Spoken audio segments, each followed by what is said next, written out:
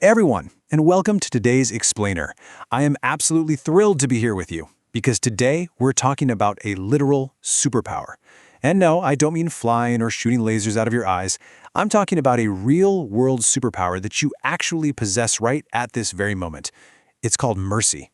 We're going to dig into one of the most famous pieces of literature ever written, a poem called Quality of Mercy. And we're going to see exactly how this ancient text holds the secret to an incredible, invisible power. Okay, let's just dive right into this. Before we start actually decoding the text, I want you to just picture something for a second. Imagine a king. Picture him sitting on this massive, solid gold throne wearing a heavy, jeweled crown. Got it? Now ask yourself, what makes that king truly powerful? Does his real power come from his ability to force people to obey him just by terrifying them, or does it come from his ability to show compassion and kindness to the very people he rules over? Just keep that question in the back of your mind, because honestly, figuring that out is exactly what we are going to do today. So, here's our game plan. First, we'll meet Shakespeare. Second, we'll decode the poem line by line. Third, we'll compare temporal versus divine power. And finally, we'll look at modern compassion. All right, Section 1, let's officially meet the author, William Shakespeare. You've definitely heard his name before, but let's quickly look at why he is such a big deal. William Shakespeare was born way back on April 23, 1564, in a town called Stratford-on-Avon. He's widely considered the absolute greatest dramatist of his time.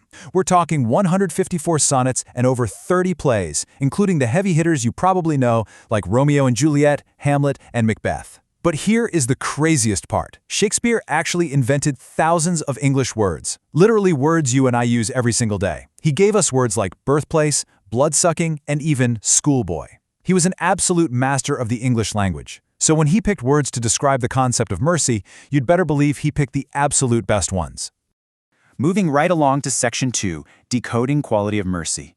Let's roll up our sleeves and translate this 16th century English into something super clear. The poem opens with these totally brilliant lines. The quality of mercy is not strained. It droppeth as the gentle rain from heaven upon the place beneath. Now, Shakespeare is doing something really clever here. He's using a powerful simile. He is directly comparing mercy to rain. But why? Well, let's check the vocabulary really quick. Strained means forced or compelled. Droppeth is just the old way of saying drops. So Shakespeare is telling us that you cannot force someone to be merciful. You literally can't squeeze it out of them. Instead, true mercy comes naturally. Imagine a scorching, impossibly hot summer day, and then, suddenly, a gentle, cool rain just begins to drop from the sky. It's totally refreshing, it heals the dry, cracked earth, and it falls completely, freely. That is exactly how mercy works. It can't be forced, it falls naturally, just like a gentle rain. And that beautifully sets up our next point. The text says, "It is twice blessed. It blesseth him that gives and him that takes." This right here, this is why mercy is a literal superpower. It has this amazing dual action effect. Think about it. When you forgive someone, you are obviously blessing the person receiving that mercy, right? You're lifting their punishment or taking away their guilt. But you are also blessing yourself. The person granting the mercy is suddenly freed from that heavy, toxic burden of carrying around anger and revenge. It heals both people at the exact same time. It is twice blessed. Now Shakespeare shifts gears a bit to contrast this invisible superpower with physical power. He writes, "His scepter shows the force of temporal power, the attribute to awe and majesty, wherein doth sit the dread and fear of kings." Okay, to really get this, we need to understand that a scepter is one of those fancy decorated rods that a king holds in his hand. It's a symbol of his physical, worldly power, what Shakespeare is calling temporal power. Think of it kind of like a super strict principal walking around the halls carrying a ruler. That scepter creates dread and fear. It forces people to obey simply because they're terrified of being punished. It is a type of power based entirely on awe, majesty, and the very real threat of physical force. But look at how Shakespeare completely flips the script on us. He says, "But mercy is above this sceptred sway. It is enthroned in the heart of kings." The absolutely crucial point here is that mercy is infinitely stronger than a physical scepter. You can hold a metal rod in your hand all day long, but mercy actually sits on a throne inside your heart. A scepter relies on fear and worldly force, but mercy? Mercy is an attribute of God himself. It's a divine quality which makes it far, far superior to any physical weapon you could ever hold. Which brings us to the grand finale of the poem. "An earthly power doth then show likest gods when mercy seasons justice." This is the ultimate mic drop conclusion. A human king, with all his massive armies and heavy golden scepters, looks the most like God not when he is out there crushing his enemies, but when he mixes fairness with forgiveness. The word seasons is the secret ingredient here. It means to temper, to soften, or to ennoble something. Think of justice like a dish of food. Pure, strict justice can actually be a really harsh and bitter thing to swallow. But when you season it with mercy, like adding the absolute perfect pinch of salt to a recipe, it elevates the entire dish. It makes the justice noble, perfect, and godlike. All right, Section 3. Check your understanding. Temporal versus divine. Let's see how well we've mastered these concepts. We're going to do a quick sorting challenge based on the textbook. We have this list of different human traits, words like love, revenge, sympathy, tyranny, cruelty, miserliness, mercy, hatred, a tit-for-tat attitude, and compassion. We need to figure out which of these belong to that worldly, scepter-holding, temporal power, and which ones belong to the heart-enthroned, divine attributes. Let's sort them out. Under temporal power, we have to put all the traits that rely on force, fear, and basically our human flaws. So that's revenge, tyranny, cruelty, miserliness, hatred, and a tit-for-tat attitude, which just means hitting someone back purely because they hit you first. But over under divine attributes, we put the healing superpowers of the heart. That's love, sympathy, mercy, and compassion. Do you see the difference there? One side is all about destroying and forcing, while the other side is entirely about healing. Now, before we completely leave Shakespeare behind, I have a super cool structural fun fact for you. If you actually sit down and count the lines in Quality of Mercy, you'll find there are exactly 14 lines. Now, normally, a 14-line poem written by Shakespeare is automatically a sonnet. But guess what? This is not a sonnet. Why? Well, if you look really closely at the ends of the lines, they don't rhyme. A traditional Shakespearean sonnet will always end with a neat little rhyming couplet. This poem is actually just a speech taken straight out of one of his plays, written in something called blank verse. And that is exactly why those ending lines don't rhyme. Moving on to Section 4, Modern Voices on Compassion. Let's fast forward from 16th century royalty to right now. How do we use this superpower in our everyday lives? Well, in Christine Rigdon's poem, I Feel Your Pain, she talks all about empathy. She totally admits that she can't perfectly feel another person's pain, and she can't magically take it away completely, but she says, in some way, I can be a hand to hold in the darkness, in some way try to blunt the sharpness of pain. And I love that, because it shows us that everyday mercy isn't always about granting some grand royal pardon.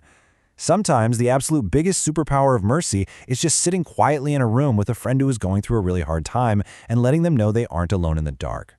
And then Bernard Howe's poem, Compassion, brings the whole concept down to the absolute basics of human interaction. He points out that compassion is just what makes us feel nice and makes the world feel right. It's simply about treating people gently and kindly.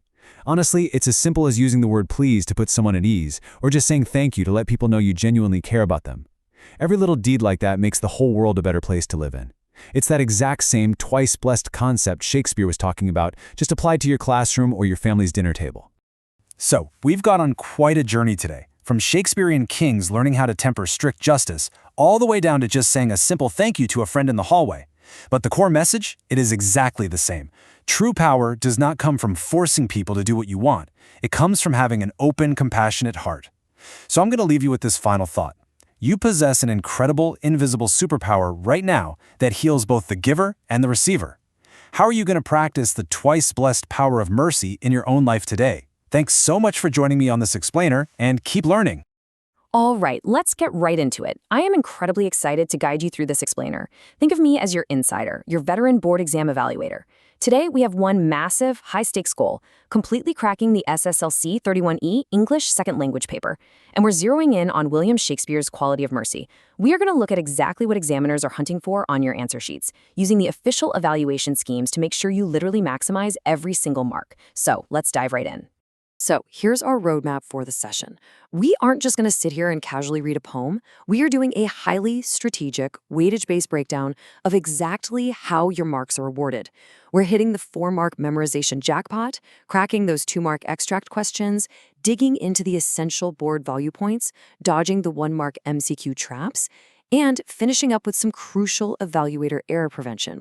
Let's start with the big one. Section 1, the 4-mark memorization jackpot. You really need to understand that this specific poem is an absolute favorite for the examiners when it comes to the 4-mark quote from memory section. Look, whenever we evaluators get our official key answers directly from the board, Quality of Mercy is just constantly right there, either as the primary option or the or option for memorization. Point blank, these 4 marks should be absolutely guaranteed for every single one of you. You just have to know exactly what to put on the paper. So listen up closely. Kamanisi, read it out loud with me right now. The quality of mercy is not strained. It droppeth as the gentle rain from heaven upon the place beneath. It is twice blessed. It blesseth him that gives and him that takes. You've got to have these first 4 lines permanently locked into your brain. But hold on a second. Evaluators' error prevention, the spelling trap, memorizing the rhythm of the lines, that's really only half the battle. This right here is where so many students suddenly bleed marks. There is a massive difference between what you think you should write and what the evaluator is actually checking for. If you use modern English words like strained, drops, or blessed, boom, you lose half marks instantly. Notice the required formatting on the right? Strained with an apostrophe, droppeth, blessed. You absolutely must use Shakespeare's exact Old English spellings. We evaluate based on the original text, not what autocorrect thinks it should be. Okay, shifting gears now to Section 2, cracking extract questions. These are those 2-mark and 3-mark questions where you get a specific line from the poem and have to analyze it. Honestly, this is where we separate the average papers from the true toppers. If you ever peek at an evaluator's official marking scheme, you're going to see 2 columns, Comp and X. Comp is short for comprehension. Basically, do you know who wrote it or what the context is? Nailing that gets you 1 mark. X stands for expression, your actual ability to explain what the line means. That usually gets you the remaining 1 or 2 marks. You have to actively satisfy both columns to get full credit.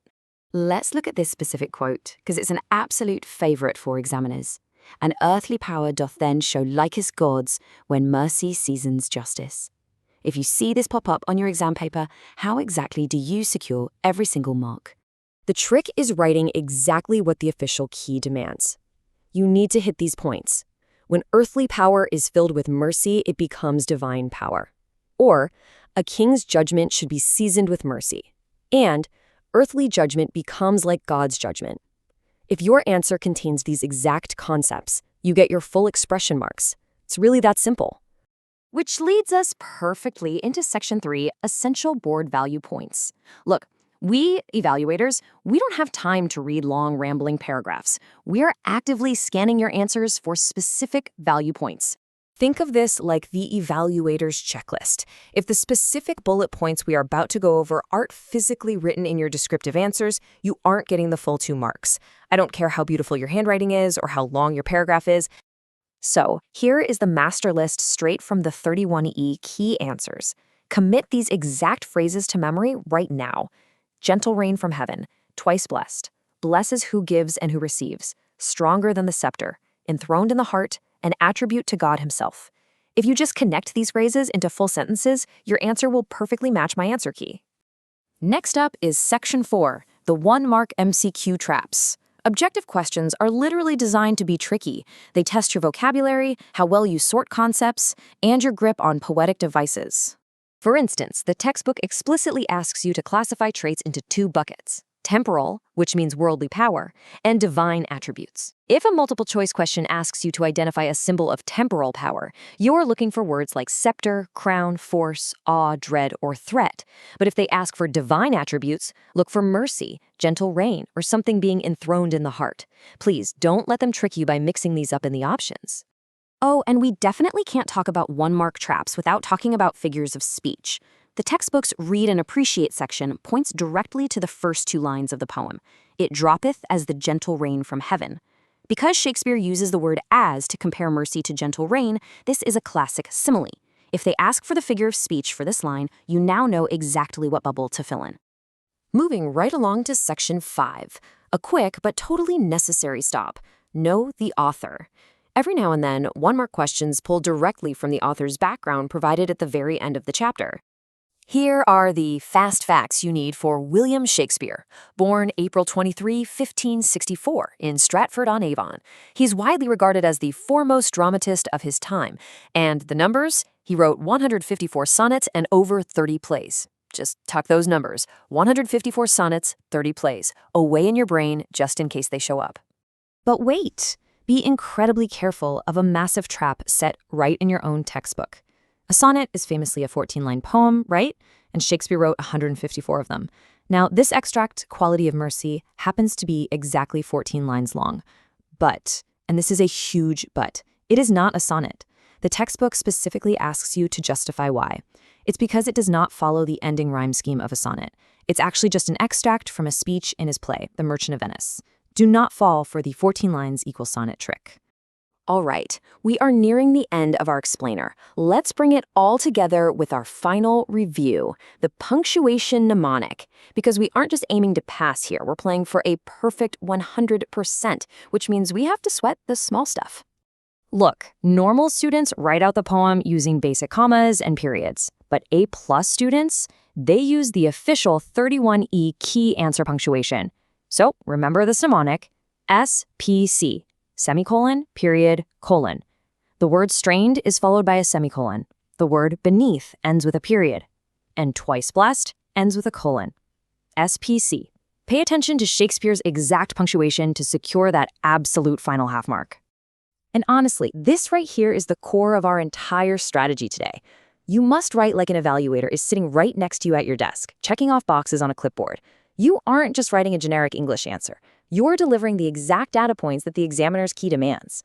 We've covered the spelling traps. We've broken down exactly what comprehension and expression points are. We've memorized the essential value points. And we've navigated those tricky objective MCQs.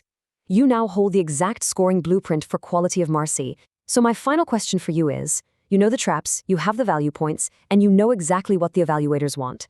So are you ready to claim your guaranteed marks on the SSLC 31E English paper? I know for a fact you are. Keep reviewing this structured blueprint and you are going to do phenomenally well. Good luck.